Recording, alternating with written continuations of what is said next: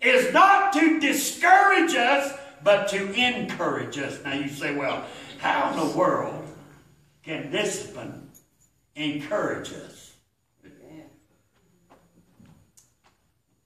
In verse 5, the word exhortation. And ye have forgotten the exhortation which speaketh unto you as unto children. Now that word exhortation literally means encouragement. That's what the Greek word means here. You say, well, how could it do it? Well, here's how. It confirms our identity. I love this. It confirms our identity. Verse 6 and 7 says this, for whom the Lord loveth, he chasteneth, and scourgeth every son whom he receiveth. Amen. If ye endure chastening, God dealeth with you as with sons. For what son is he whom the Father chasteneth not? Now this, my friend, is very, very important in our life. Because one of the marks that you are a child of God is the discipline of God on your life when you sin against Him. Now God whips His children, but God whips only His children. Let me explain. If your kids are playing in the yard with the neighbor's kids, and they begin to misbehave, and one of them gets in a fight, whose kids do you discipline? Well, certainly not the neighbor's kids. At least if you're smart, you'll discipline your own. Now, when I was growing up, our next door neighbor, if we messed up, they'd wear our hides out. You can't do that today. You'll go to jail. So the best thing to do is correct your own child when they misbehave. I know some parents are like the mother who brought her little boy to school one time, and she said to the teacher, now Johnny is a little bit nervous and slightly hyperactive. If he misbehaves, you just slap the boy next to him and he'll straighten up. Don't work that way. God does not whip the devil's children. He only whips His own. Now, I know some of you might get confused right here, but I'm going to explain that better tonight. So you're going to have to come back tonight to get the explanation of what I'm talking about. Now, you may be sitting here thinking, well, I'm a Christian, and God never whips me. I'm living just like I want to live, and it doesn't bother me one bit. I don't believe I've ever been whooped by God. Now, preacher, how do you explain that? I'm glad you asked me that, because I'm going to explain it to you very simple. You are not saved. Amen. I don't appreciate that. Get over it.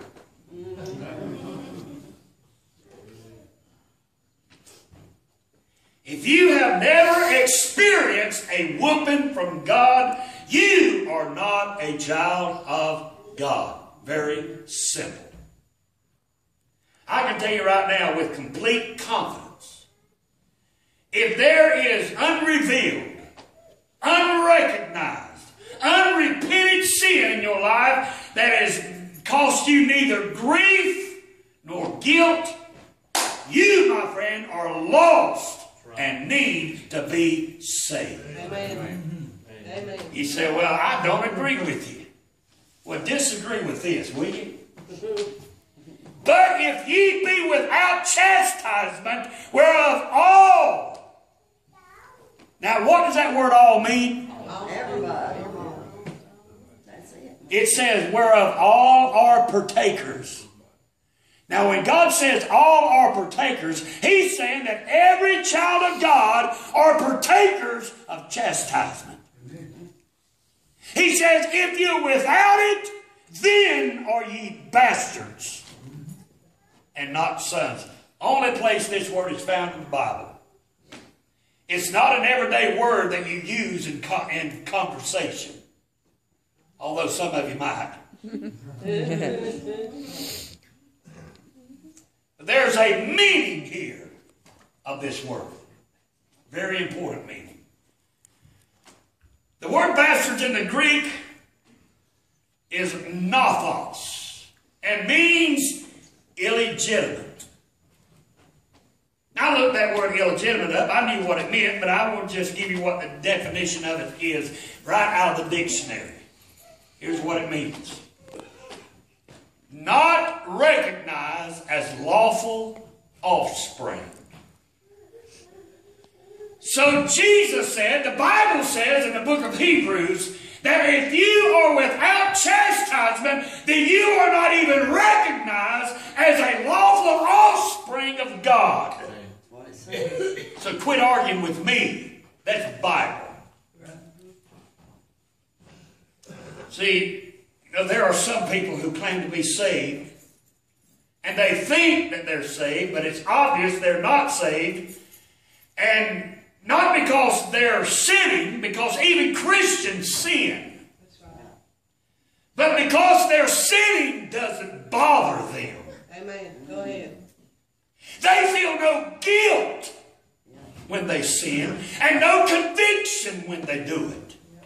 That indicates to me you are not saved. Amen. Good preaching right there. Church today has single Christians sleeping around Go ahead, preacher. and say, I'm a Christian. We have married Christians who are running around and say, I'm a Christian. They're wallowing in sin like a pig in the mire, in the mud, in the slop. And you try to talk to some of them, they'll just smile and say, well, I'm just backslid. You know, a lot of these so-called backsliders are going to slide right into hell when they die because they've never been saved. There's a thin line between being backslid and being lost. And that thin line, my friend, is the discipline of God. If there's no discipline, you can't say that you're backslid. You're just lost without God. If you're truly backslid, you will be miserable. And God will chastise you and whoop you until you slide back into place. That's right, amen. But if you're without it, then you are an illegitimate child. You say you're a child of God, but you're a child of the devil. That's right. Preacher, you're just too hard on us. No, I'm not. This is the kind of preaching to keep you straight. Yeah. You hear what I'm saying? I don't think you ought to fear God like that. I had a man tell me one time, said, I don't fear God. I said, you're about as stupid as they come. See, I ain't got no tact when it comes to people making ignorant statements like that. Maybe I should get better at tact. I don't think so. But it's truth. It's truth. Now, I'm not afraid of God like, no, but I fear Him. Amen. Respect. Just like children fear their parents. Or as a criminal fears a judge. Those parents has your life in their hands. You better fear them. You better respect them. And you better reverence them. That's what the word fear means when it comes to God. Amen.